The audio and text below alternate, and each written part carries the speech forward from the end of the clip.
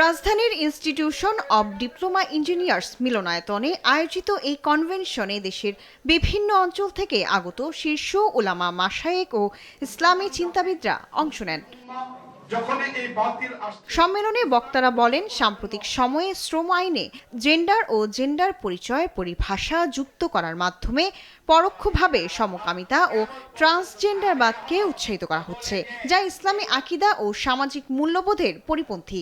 বিশেষ করে জাতীয় সংসদে ট্রান্সজেন্ডার ইস্যুকে নিয়ে যে আইন পাস করা হয়েছে, এই আইন যেন বাতিল করা হয়। বাংলাদেশের মতো যদি দেশে কেউ যদি বিশ্বাস করে যে নারী পুরুষের মধ্যে কোনো পার্থক্য নাই, সে তো তার পরিবারও হবে না, প্লাস তার ঈমান থাকবে না। তারা অবিলম্বে পাশ হওয়া শ্রম আইন সংশোধনের দাবি জানান। একই সঙ্গে ঈমান আকীদা সংরক্ষণে সচেতনতা সৃষ্টির লক্ষ্যে এবং হিজবুত তাওহীদের মতো বিতর্কিত সংগঠনগুলোকে নিষিদ্ধের জোর দাবি তোলেন। যাদের দলের প্রধান নেতা ইসলামের জ্ঞান সম্পর্কে গণমূর্খ, এরা কিভাবে জানবে যে 72 দল মুসলমান জাহান্নামী হবে? ছয় কথা বিশ্বাস না করার কারণে, না আকীদা খারাপ হওয়ার কারণে। তোমাদের আকীদা খারাপ, তোমরা বুঝবা পেলে, তোমাদের আমিরই তো গণমূর্খ।